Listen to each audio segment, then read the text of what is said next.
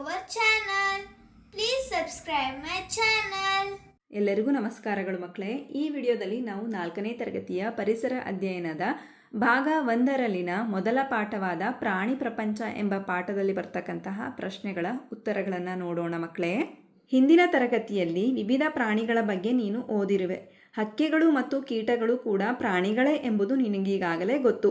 ಮಾನವರಾದ ನಾವು ಕೂಡ ಪ್ರಾಣಿಗಳ ಗುಂಪಿಗೆ ಸೇರಿದವರು ಎಂದು ನಿನಗೆ ಗೊತ್ತೇ? ನಿನ್ನ ಸುತ್ತಲೂ ಇರುವ ಪ್ರಾಣಿಗಳನ್ನು ಚೆನ್ನಾಗಿ ಗಮನಿಸು. ನಿನಗೂ ಮತ್ತು ಪ್ರಾಣಿಗಳಿಗೂ ಕಾಣುವ ಹೋಲಿಕೆಗಳನ್ನು ಗುರುತಿಸಿ ಬರೆ ಅಂತ ಕೊಟ್ಟಿದ್ದಾರೆ ಮಕ್ಕಳೇ. ಗಮನಿಸಿ, ನೀವು ಸಹ ನಿಮ್ಮ ಅನಿಸಿಕೆಗಳನ್ನು ಬರೀಬೋದು ಮಕ್ಕಳೇ. ಮನುಷ್ಯರಂತೆಯೇ ಪ್ರಾಣಿಗಳು ಬದುಕಲು ಆಹಾರ, ನೀರು ಮತ್ತು ಗಾಳಿ ಬೇಕು. ನಂತರ ನಮ್ಮಂತೆ ಪ್ರಾಣಿಗಳೂ ಸಹ ಪಂಚೇಂದ್ರಿಯಗಳ ಮೂಲಕ ಗ್ರಹಿಸುತ್ತವೆ. ನಂತರ ಪ್ರಾಣಿಗಳಿಗೆ ಭಾಷೆ ಇಲ್ಲದಿರಬಹುದು, ಆದರೆ ನಮಗಿರುವಂತೆಯೇ ಅವುಗಳಿಗೂ ಪ್ರೀತಿ, ಕರುಣೆ ಮತ್ತು ವಾತ್ಸಲ್ಯದ ಭಾವನೆಗಳಿವೆ. ನಂತರ ಗಮನಿಸಿ ಮಕ್ಕಳೇ, ಇಲ್ಲೇನು ಕೊಟ್ಟಿದ್ದಾರೆ ಅಂದರೆ, ಮೇಲಿನ ಚಿತ್ರಗಳನ್ನು ನೋಡು, ನಿನ್ನ ಹಾಗೂ ಹಸುವಿನ ನಡುವೆ ಕಾಣುವ ವ್ಯತ್ಯಾಸಗಳನ್ನು ಗಮನಿಸು ಅಂತ ಕೊಟ್ಟಿದ್ದಾರೆ ಮಕ್ಕಳೇ. ನೋಡಿ, ನೀನು ಗಮನಿಸಿದ ವ್ಯತ್ಯಾಸಗಳನ್ನು ಈ ಕೆಳಗಿನ ಪಟ್ಟಿಯಲ್ಲಿ ಬರೆ ಅಂತ ಕೊಟ್ಟಿದ್ದಾರೆ. ನೋಡಿ ಮಕ್ಕಳೇ, ನೀವು ಈ ಪಟ್ಟಿಯಲ್ಲಿ ವ್ಯತ್ಯಾಸಗಳನ್ನು ಬರಿಬೇಕು. ನನಗೆ 2 ಕಾಲುಗಳಿವೆ, ಹಸುವಿಗೆ 4 ಕಾಲುಗಳಿವೆ. ನಾನು ಸಸ್ಯ ಹಾಗೂ ಮಾಂಸಾಹಾರಿ, ಹಸುವು ಸಸ್ಯಾಹಾರಿ ಪ್ರಾಣಿ. ನನಗೆ ಒಂದೇ ಜಠರವಿದೆ, ಹಸುವಿಗೆ 4 ಕೋಣೆಯ ಜಠರವಿದೆ. ನಾನು ಬಾಲ ಮತ್ತು ಕೊಂಬನ್ನು ಹೊಂದಿಲ್ಲ, ಹಸುವು ಬಾಲ ಮತ್ತು ಕೊಂಬನ್ನು ಹೊಂದಿದೆ. ನಾನು ತಾರ್ಕಿಕವಾಗಿ ಯೋಚಿಸುತ್ತೇನೆ, ಹಸುವು ತಾರ್ಕಿಕವಾಗಿ ಯೋಚಿಸುವುದಿಲ್ಲ. ನಾನು ಋತುಮಾನಕ್ಕೆ ತಕ್ಕಂತೆ ಬಟ್ಟೆ ಧರಿಸುತ್ತೇನೆ, ಹಸುವು ಬಟ್ಟೆಯನ್ನು ಧರಿಸುವುದಿಲ್ಲ. ಹೀಗೆ ವ್ಯತ್ಯಾಸಗಳನ್ನು ಗಮನಿಸಿ ಬರೆಯಿರಿ ಮಕ್ಕಳೇ. 4ನೇ ತರಗತಿಯ ವನಜ ಬಲು ಚೂಟಿ ಶಿಕ್ಷಕರೊಡನೆ ಹೊರ ಸಂಚಾರಕ್ಕೆ ಹೋದಾಗ ಕಂಡುಬಂದ ಪ್ರಾಣಿಗಳ ಒಂದು ಪಟ್ಟಿಯನ್ನು ಮಾಡಿದ್ದಾಳೆ.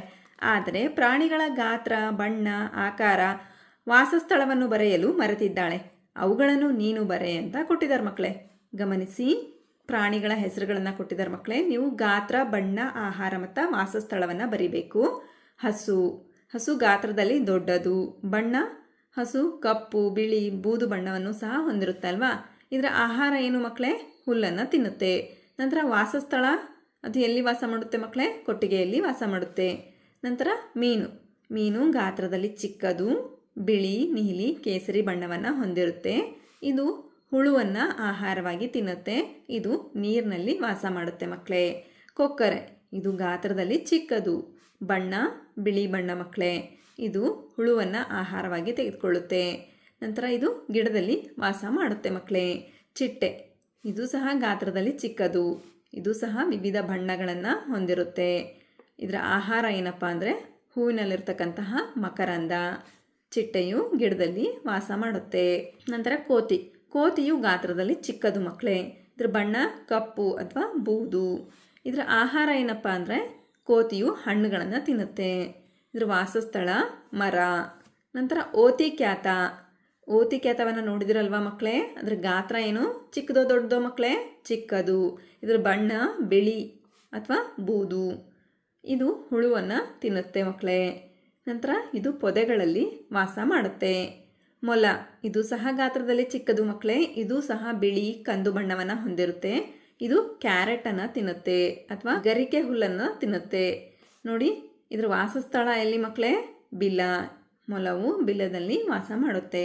ನಂತರ ಮಿಡತೆ ಗಾತ್ರದಲ್ಲಿ ಚಿಕ್ಕದು ಮಕ್ಕಳೇ. ನೋಡಿ, ಇದು ಹಸಿರು ಇರುತ್ತೆ ಅಥವಾ ಕಂದು ಸಹ ನಾವು ನೋಡ್ತೀವಿ. ಇದರ ಆಹಾರ ಏನಂದರೆ ಹುಳುಗಳು ಮಕ್ಕಳೇ. ಇದು ಗಿಡದಲ್ಲಿ ವಾಸ ಮಾಡುತ್ತೆ. ಆಮೆಯು ಸಹ ಗಾತ್ರದಲ್ಲಿ ಚಿಕ್ಕದು. ಇದು ಕಪ್ಪು ಮತ್ತು ಕಂದು ಬಣ್ಣವನ್ನು ಹೊಂದಿರುತ್ತೆ. ಇದು ಸಹ ಹುಳುಗಳನ್ನು ತಿನ್ನುತ್ತೆ. ಇದರ ವಾಸಸ್ಥಳ ನೀರು. ನಂತರ ಬಾವಲಿ, ಇದು ಸಹ ಗಾತ್ರದಲ್ಲಿ ಚಿಕ್ಕದು ಮಕ್ಕಳೇ. ಇದ್ರ ಬಣ್ಣ ಕಪ್ಪು. ಇದು ಸಹ ಹುಳುಗಳನ್ನು ತಿನ್ನುತ್ತೆ. ಇದು ಗಿಡದಲ್ಲಿ ವಾಸ ಮಾಡುತ್ತೆ. ನೋಡಿ ಮಕ್ಕಳೇ, ಬಿಟ್ಟ ಜಾಗವನ್ನು ತುಂಬು ಅಂತ ಕೊಟ್ಟಿದ್ದಾರೆ. ಮೀನಿನಂತೆಯೇ ಕೆಲವು ಪ್ರಾಣಿಗಳು ಡ್ಯಾಶ್ನಲ್ಲಿ ವಾಸಿಸುತ್ತವೆ. ಎಲ್ಲಿ ವಾಸ ಮಾಡ್ತಾವೆ ಮಕ್ಕಳೇ? ನೀರಿನಲ್ಲಿ ವಾಸ ಮಾಡ್ತವೆ. ಕೋತಿ, ಹಕ್ಕಿ, ಕೀಟಗಳು ಗಿಡ ಅಥವಾ ಮರದಲ್ಲಿ ವಾಸಿಸುತ್ತವೆ. ನೆಲದ ಮೇಲೆ ಹಸು ಮತ್ತು ಆನೆ ಮುಂತಾದ ಪ್ರಾಣಿಗಳು ವಾಸಿಸುತ್ತವೆ. ನಂತರ ಗಮನಿಸಿ, ವಿವಿಧ ಪ್ರಾಣಿಗಳು ವಿವಿಧ ಬಗೆಯ ಆಹಾರಗಳನ್ನು ತಿನ್ನುತ್ತವೆ. ಸಸ್ಯಗಳಿಂದ ಬರುವ ಹುಲ್ಲು, ಎಲೆ ಮುಂತಾದ ಉತ್ಪನ್ನಗಳನ್ನು ತಿನ್ನುವ ಪ್ರಾಣಿಗಳು ಯಾವುವು ಅಂದರೆ ಹಸು, ಎಮ್ಮೆ, ಮೊಲ, ಮೇಕೆ, ಕುರಿ, ಆನೆ. ನಂತರ ನೋಡಿ, ಪ್ರಾಣಿಗಳಿಂದ ದೊರೆಯುವ ಮಾಂಸ, ಮೊಟ್ಟೆ ಇತ್ಯಾದಿ ಉತ್ಪನ್ನಗಳನ್ನು ತಿನ್ನುವ ಪ್ರಾಣಿಗಳು ಯಾವುವು ಅಂದರೆ ಹುಲಿ, ಸಿಂಹ, ಕರಡಿ, ಚಿರತೆ. ನಂತರ ಸಸ್ಯ ಹಾಗೂ ಪ್ರಾಣಿ ಈ ಎರಡರಿಂದಲೂ ಬರುವ ಉತ್ಪನ್ನಗಳನ್ನು ತಿನ್ನುವ ಪ್ರಾಣಿಗಳು ಯಾವುವು ಅಂದರೆ ನಾಯಿ, ಬೆಕ್ಕು, ಕಾಗೆ, ಹಂದಿ. ಅರ್ಥ ಆಯ್ತಲ್ವಾ ಮಕ್ಕಳೇ?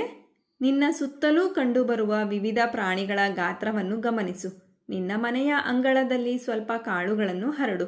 ಸ್ವಲ್ಪ ದೂರದಲ್ಲಿ ಕುಳಿತು ಗಮನಿಸು. ಕಾಳು ತಿನ್ನಲು ಬರುವ ಹಕ್ಕಿ, ಕೀಟಗಳ ಆಕಾರ, ಗಾತ್ರವನ್ನು ಗಮನಿಸು ಅಂತ ಕೊಟ್ಟಿದ್ದಾರೆ ಮಕ್ಕಳೇ. ಈ ರೀತಿ ನೀವು ಸಹ ಮಾಡಿ. ಮನೆಯಲ್ಲಿ ಬಳಸುವ ಹಾಲು ಯಾವ ಪ್ರಾಣಿಗಳಿಂದ ದೊರೆಯುತ್ತದೆ ಮಕ್ಕಳೇ? ಉತ್ತರ ಹಸು, ಎಮ್ಮೆ ಮತ್ತು ಮೇಕೆಯಿಂದ ದೊರೆಯುತ್ತದೆ. ನಂತರ ನಿನ್ನ ಮನೆಯಲ್ಲಿ ಬಳಸುವ ಆಹಾರ ವಸ್ತುಗಳನ್ನು ಪಟ್ಟಿ ಮಾಡು ಅಂತ ಕೊಟ್ಟಿದ್ದಾರೆ. ಪ್ರಾಣಿಗಳಿಂದ ದೊರೆಯುವ ವಸ್ತುಗಳಿಗೆ ವೃತ್ತ ಹಾಕು ಅಂತ ಕೊಟ್ಟಿದ್ದಾರೆ ಮಕ್ಕಳೇ. ನೋಡಿ ಮಕ್ಕಳೇ, ನಮ್ಮ ಮನೆಯಲ್ಲಿ ಬಳಸುವಂತಹ ಆಹಾರದ ವಸ್ತುಗಳು ಹಾಲು, ಮೊಸರು, ಬೆಣ್ಣೆ, ಜೋಳ, ಬೇಳೆ, ಗೋಧಿ, ನವಣೆ, ರಾಗಿ, ಸಜ್ಜೆ, ಮೊಟ್ಟೆ ಮಕ್ಕಳೇ. ಇದರಲ್ಲಿ ಪ್ರಾಣಿಗಳಿಂದ ದೊರೆಯುವಂತಹ ವಸ್ತುಗಳು ಯಾವುವು ಅಂತಂದರೆ ಹಾಲು, ಮೊಸರು, ಬೆಣ್ಣೆ, ಮೊಟ್ಟೆ ಮಕ್ಕಳೇ. ಪ್ರಾಣಿಗಳಿಂದ ದೊರೆಯುವ ವಸ್ತುಗಳಿಗೆ ವೃತ್ತ ಹಾಕು ಅಂತ ಕೊಟ್ಟಿದ್ದಾರೆ ಮಕ್ಕಳೇ. ಹಾಗಾಗಿ ಪ್ರಾಣಿಗಳಿಂದ ದೊರೆಯುವ ವಸ್ತುಗಳಿಗೆ ವೃತ್ತವನ್ನು ಹಾಕಿ. ನಂತರ ಪ್ರಾಣಿಗಳಿಂದ ನಮಗಾಗುವ 5 ಅನುಕೂಲಗಳನ್ನು ಬರೆ ಅಂತ ಕೊಟ್ಟಿದ್ದಾರೆ ಮಕ್ಕಳೇ. ಪ್ರಾಣಿಗಳಿಂದ ನಮಗೆ ಅನುಕೂಲಗಳಿವೆ ಅಲ್ವಾ ಮಕ್ಕಳೇ? ಹಾಗಾದರೆ ಆ ಅನುಕೂಲಗಳು ಯಾವುವು ಅಂತ ನೀವು ಬರೀಬೇಕು. ಗಮನಿಸಿ, ಹಸು, ಎಮ್ಮೆ ಮತ್ತು ಮೇಕೆಯಿಂದ ಪೌಷ್ಟಿಕಯುಕ್ತ ಹಾಲು ಪಡೆಯುತ್ತೇವೆ. ಹೌದಲ್ವಾ ಮಕ್ಕಳೇ? ನಂತರ ಎತ್ತುಗಳು ಮತ್ತು ಕೋಣಗಳು ಹೊಲವನ್ನು ಉಳಲು ಸಹಾಯ ಮಾಡುತ್ತವೆ. ನಂತರ ಕುರಿ ಮತ್ತು ಮೇಕೆಗಳ ಕೂದಲಿನಿಂದ ಉಣ್ಣೆ ಬಟ್ಟೆ ತಯಾರಿಸುತ್ತೇವೆ. ನಾಯಿಯು ನಮ್ಮ ಮನೆಯನ್ನು ಕಾಯುತ್ತದೆ. ದನಕರುಗಳ ಸಗಣಿಯು ಗೊಬ್ಬರವಾಗಿ ಮಣ್ಣಿನ ಫಲವತ್ತತೆಯನ್ನು ಹೆಚ್ಚಿಸುತ್ತದೆ. ಈ ರೀತಿಯಲ್ಲಿ ನಮಗೆ ಪ್ರಾಣಿಗಳಿಂದ ಅನುಕೂಲಗಳಿವೆ ಮಕ್ಕಳೇ. ನಂತರ ಇಲ್ಲಿ ಏನು ಕೊಟ್ಟಿದ್ದಾರೆ ನೋಡಿ ಮಕ್ಕಳೇ, ಪ್ರಾಣಿಗಳಿಂದ ನಮಗೆ ಆಗುವ ಉಪಯೋಗಗಳನ್ನು ಮೇಲಿನ ಚಿತ್ರದಲ್ಲಿ ತೋರಿಸಿದೆ. ಕೊಟ್ಟಿರುವ ಖಾಲಿ ಜಾಗದಲ್ಲಿ ಸಂಬಂಧಿಸಿದ ಉಪಯೋಗಗಳನ್ನು ಬರೆ ಅಂತ ಕೊಟ್ಟಿದ್ದಾರೆ ಮಕ್ಕಳೇ. ಪಕ್ಷಿಗಳಿಂದ ಬೀಜ ಪ್ರಸರಣಕ್ಕೆ ಅನುಕೂಲವಾಗುತ್ತೆ. ಪಕ್ಷಿಗಳು ಬೀಜವನ್ನು ತಿಂದು ಅಲ್ಲಲ್ಲಿ ಉದುರಿಸಿರ್ತಾವಲ್ವ ಮಕ್ಕಳೇ, ಆದರೆ ಅಲ್ಲಿ ಗಿಡ ಮರಗಳು ಹುಟ್ಟೋದಕ್ಕೆ ಸಹಾಯ ಆಗ್ತವೆ. ನಂತರ ಜೇನುಹುಳುಗಳು ಜೇನುತುಪ್ಪವನ್ನು ಕೊಡ್ತಾವೆ ಮಕ್ಕಳೇ. ನಂತರ ಕುದುರೆಯಿಂದ ನಾವು ಸವಾರಿ ಮಾಡ್ಬೋದು ಮಕ್ಕಳೇ. ನಂತರ ಎತ್ತುಗಳಿಂದ ಉಳುಮೆ ಮಾಡ್ಬೋದು. ಹೌದಲ್ವಾ? ನಂತರ ಹಸುವು ಹಾಲನ್ನು ಕೊಡುತ್ತೆ ಮಕ್ಕಳೇ. ನಂತರ ಮೀನುಗಳು, ಆ ಮೀನುಗಳನ್ನು ಆಹಾರವಾಗಿ ನಾವು ತೆಗೆದುಕೊಳ್ತೀವಿ. ಕುರಿಯಿಂದ ಉಣ್ಣೆಯನ್ನು ತೆಗೆದು ಬಟ್ಟೆಯನ್ನು ಮಾಡ್ತೀವಿ, ಉಣ್ಣೆ ಬಟ್ಟೆಯನ್ನು ಮಾಡ್ತೀವಿ. ನಂತರ ನಾಯಿಯು ಮನೆಯನ್ನು ಕಾಯುತ್ತೆ ಮಕ್ಕಳೇ. ಇಷ್ಟೊಂದು ಉಪಯೋಗಗಳಿವೆ ಅಲ್ವಾ ಮಕ್ಕಳೇ ಪ್ರಾಣಿಗಳಿಂದ? ನೋಡಿ, ನಿನ್ನ ಮನೆಯಲ್ಲಿ ಪ್ರಾಣಿಗಳನ್ನು ಸಾಕಿದ್ದೀಯಾ? ಅವುಗಳನ್ನು ನೀನು ಹೇಗೆ ನೋಡಿಕೊಳ್ಳುವೆ ಅಂತ ಪ್ರಶ್ನೆ ಕೇಳಿದ್ದಾರೆ ಮಕ್ಕಳೇ. ಹೌದು, ನಾನು ಮನೆಯಲ್ಲಿ ನಾಯಿಯನ್ನು ಸಾಕಿದ್ದೇನೆ. ಪ್ರತಿದಿನ ಸಮಯಕ್ಕೆ ಸರಿಯಾಗಿ ಪೌಷ್ಟಿಕ ಆಹಾರ ನೀಡಿ ಪ್ರೀತಿಯಿಂದ ಆರೈಕೆ ಮಾಡಿ ಜಾಗರೂಕತೆಯಿಂದ ನೋಡಿಕೊಳ್ಳುತ್ತೇನೆ. ನೀವು ಹೇಗೆ ನೋಡ್ಕೊಳ್ತೀರಾ ಅಂತ ನಿಮ್ಮ ಅನಿಸಿಕೆಯನ್ನು ಬರೆಯಿರಿ ಮಕ್ಕಳೇ. ನಂತರ ನೋಡಿ, ಸತೀಶ್ ಮತ್ತು ಜೋಸೆಫ್ ಸ್ನೇಹಿತರು. ಸತೀಶನು ಜೋಸೆಫ್ನನ್ನು ನೋಡಲು ಅವನ ಮನೆಗೆ ಬಂದಿದ್ದಾನೆ. ಇಲ್ಲೊಂದು ಸಮಸ್ಯೆ ಇದೆ. ನಾಯಿ ಜೋಸೆಫ್ನ ಮನೆಯನ್ನು ಕಾಯುತ್ತಿದೆ. ನಾಯಿಯಿಂದ ತಪ್ಪಿಸಿಕೊಂಡು ಜೋಸೆಫ್ನ ಮನೆಯನ್ನು ತಲುಪಲು ಸತೀಶನಿಗೆ ನೀನು ಸಹಾಯ ಮಾಡು ಅಂತ ಇದೆ ಮಕ್ಕಳೇ. ನೋಡಿ ಮಕ್ಕಳೇ, ಈ ಚಿತ್ರವನ್ನು ಸರಿಯಾಗಿ ಗಮನಿಸಿ ಮಕ್ಕಳೇ. ಈ ರೀತಿಯಲ್ಲಿ ಸತೀಶನು ಜೋಸೆಫ್ನ ಮನೆಯನ್ನು ತಲುಪ್ಬೋದು ಮಕ್ಕಳೇ. ನೋಡಿ,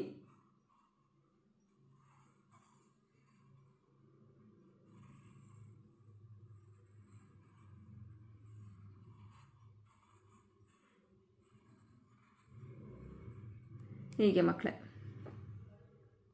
ನಂತರ ಹೊಂದಿಸಿ ಬರೆ ಅಂತ ಕೊಟ್ಟಿದ್ದಾರೆ ನೋಡಿ ಮಕ್ಕಳೇ. ಒಂದು ಭಾಗದಲ್ಲಿ ಪ್ರಾಣಿಗಳ ಹೆಸರುಗಳನ್ನು ಕೊಟ್ಟಿದ್ದಾರೆ, ಇನ್ನೊಂದು ಭಾಗದಲ್ಲಿ ಉಪಯೋಗಗಳನ್ನು ಕೊಟ್ಟಿದ್ದಾರೆ ಮಕ್ಕಳೇ. ಆ ಪ್ರಾಣಿಗಳಿಂದ ಏನು ಉಪಯೋಗ ಅಂತಂದು ನೀವು ಹೊಂದಿಸ್ಬೇಕು ಮಕ್ಕಳೇ. ಎತ್ತು, ಎತ್ತಿನಿಂದ ಏನು ಉಪಯೋಗ ಮಕ್ಕಳೇ? ಎತ್ತಿನಿಂದ ಉಳುಮೆ ಮಾಡ್ಬೋದು. ಎಮ್ಮೆ ಮಕ್ಕಳೇ, ಎಮ್ಮೆಯಿಂದ ಏನು ಉಪಯೋಗ? ಎಮ್ಮೆಯು ಹಾಲನ್ನು ಕೊಡುತ್ತೆ ಮಕ್ಕಳೇ. ಕುರಿಯು ಉಣ್ಣೆಯನ್ನು ಕೊಡುತ್ತೆ ಮಕ್ಕಳೇ. ಕೋಳಿಯು ಮೊಟ್ಟೆಯನ್ನು ಕೊಡುತ್ತೆ ಮಕ್ಕಳೇ. ಕುದುರೆಯನ್ನು ನಾವು ಜಟಕಾ ಬಂಡಿಯಾಗಿ ಉಪಯೋಗಿಸ್ಕೊತೀವಿ ಮಕ್ಕಳೇ. ಮೀನು ನೀರಿನಲ್ಲಿರುವ ಕೀಟವನ್ನು ತಿಂದು ನೀರನ್ನು ಶುದ್ಧ ಮಾಡುತ್ತೆ ಮಕ್ಕಳೇ. ನಂತರ ರಣಹದ್ದು ಸತ್ತ ಪ್ರಾಣಿ ತಿಂದು ಪರಿಸರದ ಶುದ್ಧಿಯನ್ನು ಮಾಡುತ್ತೆ ಮಕ್ಕಳೇ. ಈ ರೀತಿ ಪ್ರಾಣಿಗಳು ನಮಗೆ ಉಪಯೋಗಕರವಾಗಿವೆ ಮಕ್ಕಳೇ.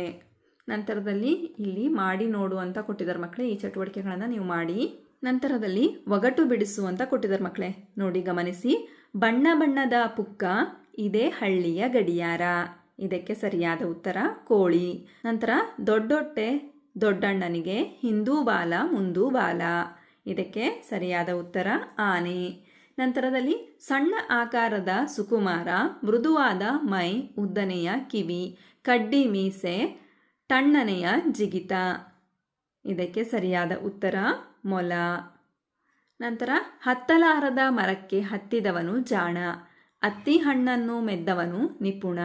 ಇದಕ್ಕೆ ಸರಿಯಾದ ಉತ್ತರ ಅಳಿಲು. ನಂತರ ಹುಲಿಯ ಚಿಕ್ಕಮ್ಮ, ಇಲಿಯ ಮುಕ್ಕಮ್ಮ. ಇದಕ್ಕೆ ಸರಿಯಾದ ಉತ್ತರ ಬೆಕ್ಕು. ಅರ್ಥ ಆಯ್ತಲ್ವಾ ಮಕ್ಕಳೇ? ನಂತರದಲ್ಲಿ ನಿಮಗಿದು ಗೊತ್ತೇ ಅಂತ ಕೆಲವು ಅಂಶಗಳನ್ನು ಕೊಟ್ಟಿದ್ದಾರೆ ಮಕ್ಕಳೇ. ಅವುಗಳನ್ನು ನೀವು ಕಂಪಲ್ಸರಿಯಾಗಿ ಓದಿ ಮಕ್ಕಳೇ. ನಿಮ್ಮ ಸಾಮಾನ್ಯ ಜ್ಞಾನ ಹೆಚ್ಚಾಗುತ್ತೆ. ಭಾರತದ ರಾಷ್ಟ್ರೀಯ ಪ್ರಾಣಿ ಹುಲಿ.